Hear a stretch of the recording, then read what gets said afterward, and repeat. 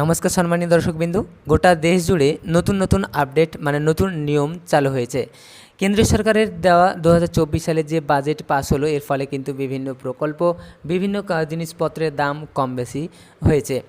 তো এবারে শুধু তাই নয়, সরকারের বিভিন্ন প্রকল্প থেকে শুরু করে আধার কার্ড, রেশন কার্ড, এছাড়াও গ্যাস সিলিন্ডারের দাম থেকে শুরু করে বিভিন্ন জিনিসপত্রের দাম কম বেশি বিভিন্ন নিয়ম পরিবর্তন হয়েছে। আজকে আমরা এই ভিডিওতে সম্পূর্ণটাই জানবো, একের পর এক দেখতে থাকুন আপনারা। ছোট্ট একটি রিকোয়েস্ট, চ্যানেলটিকে অবশ্যই সাবস্ক্রাইব করবেন, বেল আইকন অল প্রেস করে দিয়ে ভিডিওটি লাইক করে দেবেন। তো চলুন দেখে নেওয়া যাক কী কী নিয়মের পরিবর্তন হয়েছে। প্রথমেই আমরা একবার জেনে নেব যে দেশে এবার ডিজিটাল পিন প্রতি 16 বর্গমিটারের নতুন ঠিকানার, মানে এখানে একটি নতুন ডিজিটাল পিন তৈরি করা হবে। মানে একটা যে আপনার গ্রামে যে জায়গাগুলো রয়েছে সেই জায়গার 16 বর্গমিটারের অন্তর কিন্তু একটা করে নতুন পিন দেওয়া হবে। সেই পিন অনুযায়ী কিন্তু আপনাদের ডিজিটাল ঠিকানাগুলো বেরিয়ে আসবে। এখানে কি বলা হয়েছে দেখুন প্রতিবেদন, এখানে কি বলা হয়েছে, শহর, গ্রাম, এলাকা, রাস্তা বা গলির নাম ধরে ঠিকানা লেখার দিন সম্ভবত শেষের পথে। প্রধানমন্ত্রী নরেন্দ্র মোদীর সাধের ডিজিটাল ইন্ডিয়ায় এবার আসছে ডিজিটাল পিন বা ডিজি পিন। প্রতি 16 বর্গমিটারের অন্তর লেখা হবে নতুন ঠিকানা। ভারতীয় ডাক বিভাগের আওতাতেও গ্রিড ভিত্তিক এই ডিজিটাল অ্যাড্রেসিং সিস্টেমটির বাস্তব রূপদান করবে আইআইটি হায়দ্রাবাদ। কেন্দ্রের উদ্যোগে ডিজিটাল ইন্ডিয়ার আওতায় দেশজুড়ে চালু হয়েছে অনলাইনে পরিষেবা সংক্রান্ত হরেক প্রকল্প। তো আপনারা এখান থেকে বুঝতে পারলেন যে ডিজি পিন অর্থাৎ ডিজিটাল পিনটি চালু হতে চলেছে, সেটা শুধুমাত্র যে আপনার গ্রামের বা শহরের নাম লিখছেন। একটা ঠিকানা লিখতে গেলে কিন্তু সেখানে সম্পূর্ণ ঠিকানাটা আপনাদেরকে লিখতে হয়, গ্রামের নাম, এলাকা, রাস্তা, এছাড়াও পোস্ট অফিস, থানা, সব বিস্তারিত লিখতে হয়। তো এখন কিন্তু এই গ্রামের যে এলাকা যে নাম রয়েছে সেই নামগুলোকে এবার ডিজি পিন একটা বিভিন্ন আলাদা আলাদা নাম দিয়ে দেওয়া হবে। সেই কোড ধরেই কিন্তু আপনাদের সমস্ত ঠিকানা বেরিয়ে আসবে। তারপরে আমরা দেখে নেব যে এবার যে বাজেট পাস হলো, যে কেন্দ্র সরকার যে বাজেট পাস হলো, এবার কিন্তু বাজেটে বলা হয়েছে যে প্রধানমন্ত্রীর মুদ্রা যোজনার আওতাতে ঋণ সীমা বাড়িয়ে 20 লক্ষ টাকা করা হয়েছে। মানে এর আগে কিন্তু এই যে মুদ্রা যোজনা যে ছিল, ঋণ যে দেওয়া হতো, সেই যে ঋণের পরিমাণ ছিল খুবই কম, 10 লক্ষ টাকা ছিল, সেটা কিন্তু বাড়িয়ে এখন 20 লক্ষ টাকা করা হয়েছে। এর সুবিধা পেতে অবশ্যই আপনারা বুঝতে পারছেন বিভিন্ন শর্ত রয়েছে। তো এবার কী বলা হয়েছে আমরা একটু জেনে নেব। যে এবারে বাজেটে বলা হয়েছে যে প্রধানমন্ত্রীর মুদ্রা যোজনার আওতায় ঋণ সীমা বাড়িয়ে 20 লক্ষ টাকা করা হয়েছে। এই সুবিধা পেতে অবশ্যই একটি শর্ত পূরণ করতে হবে। বাজেটে অর্থমন্ত্রী নির্মলা সীতারামন কর ও সরকারি প্রকল্পে বড় পরিবর্তনের ঘোষণা করেছে, যার মধ্যে মুদ্রা ঋণের সীমা বৃদ্ধি অন্যতম। এখানে আরও বলা হয়েছে যে প্রকল্পটি 2015 সালে শুরু হয়েছিল, যার উদ্দেশ্য ছিল ব্যবসায়ীদের আর্থিক সহায়তা দিয়ে দেশের কর্মসংস্থান বৃদ্ধি করা। এবারে বাজেটে এই প্রকল্পের ঋণ সীমা 10 লক্ষ থেকে বাড়িয়ে 20 লক্ষ টাকা করা হয়েছে। অর্থমন্ত্রী জানান, মুদ্রা ঋণ সহজলভ্য করতে এবং ব্যাংক ঋণ পাওয়ার সুবিধা নিশ্চিত করতে এই পরিবর্তন আনা হয়েছে। তারপর আমরা নতুন আরও একটা বিষয় দেখে নেব। এছাড়াও আরও একটি নতুন দেখতে পাচ্ছেন আপনারা, এসবিআই ব্যাংক, যারা এসবিআই গ্রাহক যারা রয়েছে তাদের জন্য একটি খবর রয়েছে, সেটা হচ্ছে SBI fixed deposit interest rate এখানে 7.75% অমৃত বৃষ্টি নামে একটি বিশেষ ফিক্সড ডিপোজিট চালু হয়েছে। মানে এসবিআই ব্যাংকের জন্য একটি নতুন নামকরণ দিয়ে একটি বিশেষ ফিক্সড ডিপোজিট চালু করা হয়েছে, যার নাম দেওয়া হয়েছে অমৃত বৃষ্টি। এখানে দেখতে পাচ্ছেন অমৃত বৃষ্টি নামে একটি ফিক্সড ডিপোজিট চালু করা হয়েছে, যা এসবিআই গ্রাহকদের জন্য। তো সেখানে কিন্তু 7.75% এখানে টাকা দেওয়া হবে। কী বলা হয়েছে আপনি দেখে নেব একবার রিপোর্টে, তাহলে ভালো করে বুঝতে পারবো। তো সম্প্রতি অমৃত বৃষ্টি নামে একটি নয়া ফিক্সড ডিপোজিট স্কিম চালু করা হয়েছে স্টেট ব্যাংক অফ ইন্ডিয়ায়। এই বিশেষ স্থায়ী অমানত প্রকল্পে সর্বোচ্চ 7.5% পর্যন্ত সুদ দিচ্ছে এসবিআই। এর জন্য নির্দিষ্ট 444 দিনের জন্য টাকা রাখতে হবে এই অমৃত বৃষ্টি স্কিমে। তো ভারতীয় এবং অনাবাসী ভারতীয়রা এই স্কিমে টাকা রাখতে পারবে। তো এখান থেকে আপনারা বুঝতে পারলেন যে এখানে একটি স্কিম চালু করা হয়েছে, যার নাম দেওয়া হয়েছে অমৃত বৃষ্টি, এবং এখানে একটি দিন দিয়ে দেওয়া হয়েছে। এই দিনের মধ্যে একটি ফিক্সড ডিপোজিট করতে হবে, 444 দিন একটি ফিক্সড ডিপোজিট করতে হবে, এবং এখানে ফিক্সড ডিপোজিট করলে সুদের হার দেওয়া হয়েছে 7.75%। এখানে ইন্টারেস্ট আপনাদেরকে এসবিআই তরফ থেকে দেওয়া হবে। 15 জুলাই থেকে চালু করা হয়েছে অমৃত বৃষ্টি নামে এই নয় ফিক্সড ডিপোজিট স্কিমটি। আরও একটি নতুন যা রয়েছে, নতুন যে বাজেট পাস হয়েছে 2024 সালের, এই নতুন বাজেট পাস হওয়ার পরে কিন্তু বেশ কিছু নতুন আয়করের ট্যাক্সের দিকে একটু নজর দেওয়া হয়েছে।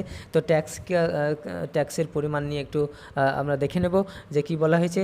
বার্ষিক আয় যাদের 0 থেকে 3 লক্ষ টাকার মধ্যে যাদের বার্ষিক আয় রয়েছে তাদেরকে কিন্তু কোনো রকম আয়কর মানে ট্যাক্স দিতে হবে না, কোন 0% এখানে দেওয়া হয়েছে। এছাড়াও যেখানে যারা 3 থেকে 7 লক্ষ টাকা প্রত্যেক বছরে ইনকাম করে তাদেরকে কিন্তু 5% এখানে আয়কর মানে ট্যাক্স দিতে হবে। 7 থেকে 10 লক্ষ যাদের ইনকাম তাদেরকে 10% এখানে ট্যাক্স দিতে হবে। আর যাদের 10 থেকে 12 লক্ষ টাকা ইনকাম প্রতি বছরে বার্ষিক আয় তাদের কিন্তু 15% এখানে ট্যাক্স দেওয়ার কথা বলা হয়েছে। 12 থেকে 15 লক্ষ যাদের আয় তাদের 20%, আর 15 লক্ষ থেকে তার অধিক যাদের বার্ষিক আয় রয়েছে তাদেরকে কিন্তু 30% এখানে ট্যাক্স প্রদান করতে হবে। এটাই কিন্তু সরকারের 2024 সালে বাজেট পাস করার পর এটা জানানো হয়েছে। এছাড়াও রয়েছে আরও বাজেট পাস করার পর আরও বিষয় কিছু রয়েছে, আপনারা দেখতে পাচ্ছেন বাজেটে বেশ কিছু জিনিসের দাম দাম কমেছে বেড়েছে। তো সেটা একবার আমরা দেখে নেব যে কিসের দাম কমেছে এবং বেড়েছে। প্রথমে আমরা জেনে নেব, এখানে দেখতে পাচ্ছেন কিসের দাম কমেছে এখানে 25টি খনিজ পদার্থ, মানে 25টি খনিজ পদার্থের দাম এখানে কিন্তু কমানো হয়েছে। এছাড়াও বৈদ্যুতিন যে সমস্ত সামগ্রীগুলি রয়েছে সেইগুলোর দাম কিন্তু এখানে কমানোর কথা বলা হয়েছে, দাম কমিয়েছে। এখানে দেখতে পাচ্ছেন বৈদ্যুতিক যে সমস্ত জিনিসপত্রগুলি রয়েছে সেই সমস্ত জিনিসের কথা বলা হয়েছে। এছাড়াও মোবাইলের দাম কমানো হয়েছে, চার্জারের দাম কমানো হয়েছে, ক্যান্সারের 3টে ওষুধের দাম কমানো হয়েছে। মানে ক্যান্সারের যে সমস্ত ওষুধগুলি রয়েছে তার মধ্যে 3টে যে ওষুধ রয়েছে সেই 3টে ওষুধের দাম কিন্তু এখানে কমানোর কথা বলা হয়েছে। তারপর এক্সরে মেশিন, অর্থাৎ এক্সরে করতে গেলে যে সমস্ত মেশিন সরঞ্জামের প্রয়োজন হয় সেই সমস্ত মেশিনের দাম কিন্তু কমানো হয়েছে 2024 সালে বাজেট পাস করার পর। সোনা, রূপা, প্ল্যাটিনাম এছাড়াও যে সমস্ত ধাতব জিনিসপত্র রয়েছে সেগুলোর দাম কিন্তু কমানো হয়েছে। সোনার দাম কমানো হয়েছে, রূপার দাম প্লাস প্ল্যাটিনাম এছাড়া আরও যে সমস্ত ধাতব জিনিসগুলো রয়েছে সেগুলোর দাম কমানো হয়েছে। এছাড়াও এখানে বলা হয়েছে চর্মজাত পণ্য, চামড়া দিয়ে তৈরি যে সমস্ত জিনিসপত্রগুলো রয়েছে, পণ্য রয়েছে সেই সমস্ত জিনিসপত্রের দাম কিন্তু এখানে কমানোর কথা বলা হয়েছে, যে দাম কমিয়েছে। আরও যে সমস্ত জিনিসগুলো রয়েছে সেগুলো হচ্ছে সামুদ্রিক মাছ ও অন্যান্য সামুদ্রিক যে জিনিসপত্রগুলো রয়েছে সে সমস্ত জিনিসের প্রতি দাম কমানো হয়েছে। খাবারের উপর থেকে কর 5% কমানো হয়েছে। আপনারা যে সমস্ত খাবার কিনে খান সেই সমস্ত খাবার কিনে খাওয়া যে সমস্ত খাবারগুলো রয়েছে সেই সমস্ত খাবারের উপর 5% দাম কমানো হয়েছে। যেগুলো আমরা দোকানে কিনি সেগুলোর দাম কমানো হয়েছে। এবার আমরা এক নজরে দেখে নেব যে দাম কিসে বাড়ানো হয়েছে। দাম বাড়ানোর কথা বলা হয়েছে, এখানে দেখতে পাচ্ছেন প্লাস্টিকের দাম বাড়ানো হয়েছে। পিভিসি ফ্লেক্সের দাম এখানে বাড়িয়েছে। এছাড়াও সোলার প্যানেল, অ্যামোনিয়া নাইট্রেটের দাম কিন্তু এখানে বাড়ানো হয়েছে। সোলার প্যানেল যে সমস্ত আমরা দেখতে পাই যে সোলার যে সমস্ত জিনিসগুলো রয়েছে সেই সমস্ত জিনিসপত্রের দামগুলো কিন্তু বাড়ানো হয়েছে। উপর 7.5 থেকে 10% কর বৃদ্ধি করেছে কেন্দ্র। তো আপনারা দেখতে পাচ্ছেন ওপরে যেগুলো আপনারা বললাম সেগুলো কিন্তু প্রতি কিন্তু 10% থেকে 7.5 থেকে 10% কর বৃদ্ধি করেছে কেন্দ্রীয় সরকার। এছাড়াও আরও একটি ইন্টারেস্টিং জিনিস রয়েছে, সেটা হচ্ছে এবার তৈরি হবে জমির আধার কার্ড, সুযোগ সুবিধা জানলে চমকে যাবেন আপনারাও। এবার আপনি দেখতে পাচ্ছেন এখানে চমকানোর বিষয় যেটা হচ্ছে এবার তৈরি হবে জমির আধার কার্ড। যে আপনাদের আধার কার্ড রয়েছে সেই আধার কার্ড তো থাকবেই, পাশাপাশি জমির যে আধার কার্ড জমির ব্যবসায় কিন্তু একটি আধার কার্ড দেওয়া হবে এমনটা কিন্তু বলা হচ্ছে। তো কি বলা হয়েছে আমরা একবার দেখে নেব যে এবার বন্ধ হবে জমির বিবাদ, কমবে মামলা মোকদ্দমা, সেই লক্ষ্যে কেন্দ্রীয় বাজেট বড় ঘোষণা করেছেন কেন্দ্রীয় অর্থমন্ত্রী নির্মলা সীতারামন।